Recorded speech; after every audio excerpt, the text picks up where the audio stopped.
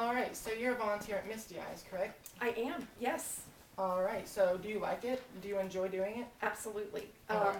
I like Misty Eyes specifically because they focus on dogs that have special needs, older dogs, dogs that are more likely not to get adopted from the Humane Society, or excuse me, from the Animal Control in Hendricks County. Oh, that's nice. So what exactly do activities that you do there? What exactly do you do there? Okay, I've done several different things. There is an annual event that they have, a fundraising event. It's held at Washington Park in Avon, and at that they had all kinds of vendors. They had a run, I believe it was like a small, not a 5K, but smaller. And then they had a carnival area for kids, and I actually just manned one of the carnival spaces at that. Oh, did you like doing that? It was a lot of Was fun. it fun? It was. I bet it was. All right, how often do you volunteer? I have been there probably once every 2 months, I would say.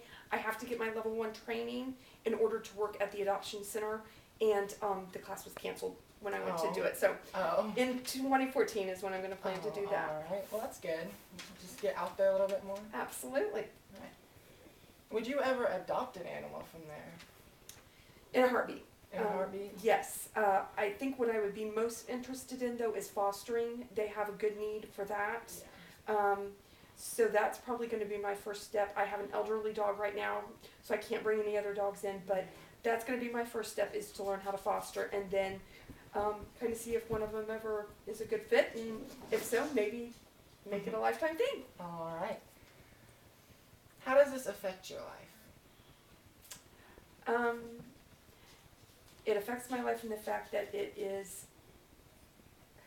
even though I'm doing something for the animals, it's more as a reward for me. I never thought I'd be able to do this kind of thing because I was always worried I would be so brokenhearted by all the animals and the sad conditions and that kind of stuff. But I just kind of came to the conclusion that anything that I could do is probably more than they would have gotten otherwise.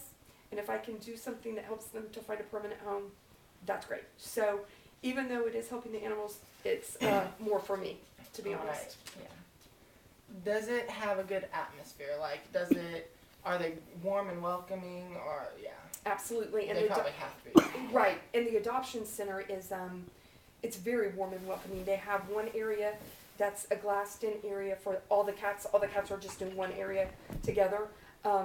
It's got kind of a little country feel to it because they've got little white picket fences instead of gates that the dogs are in. There's, I believe, 5 different areas for the dogs to be in. They each get their own little area. It's got a really nice window at the front. They are, however, working on trying to raise enough money to build their own center.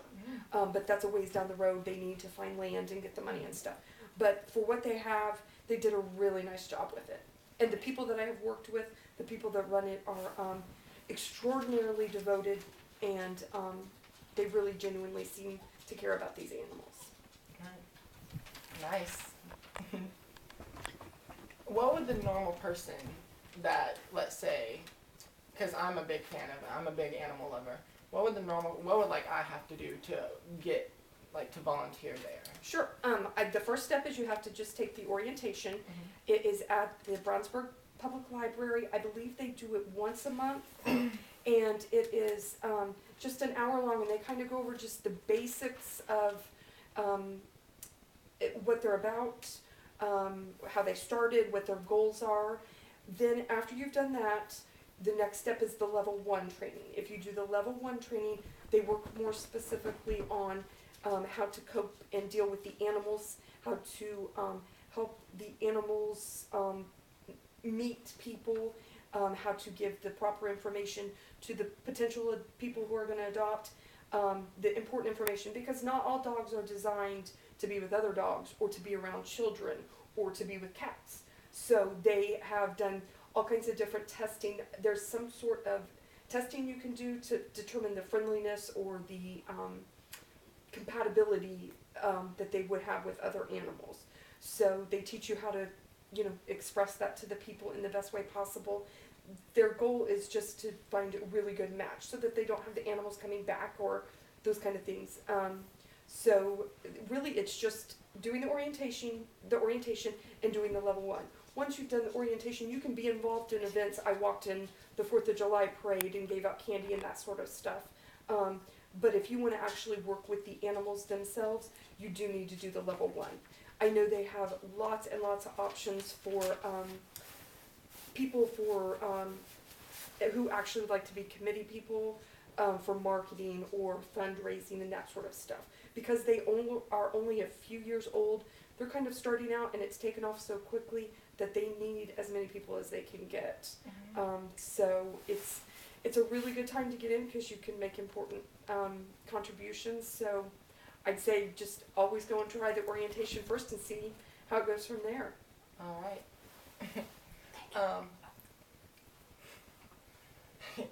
I forgot my question. Okay. That's okay. I understand the Humane Societies are just a lot bit bigger, and I understand you work there. You volunteer there as well. Right, and it's actually it's not at the at the Indianapolis Humane Society. It's at the Indianapolis Animal Control Center, which the Humane Society is funded by the whole United States National. This is just specifically for Marion County, and they are funded through the county and through donations. And it is a much bigger organization than Misty Eyes is. Misty Eyes is local. It's just mostly in Hendricks County. At the one that I work at Animal Care, it's huge. So there's a whole lot more animals. They actually cannot turn animals away. Wow. Yeah. Wow. Because it is the law apparently that if somebody can drop an animal off at any time without really any legitimate reason. So they have to take whatever they get. Then they of course try to adopt the animals out. So there's a whole lot of need there also, but in a different way because of the fact that they're really more about the quantity of animals, whereas Misty Eyes is about the fact that they do have a lot of animals, but not on the scope as the other one. They're more about the special needs animals and the older animals that may not be adoptable, as easily adoptable. Yeah.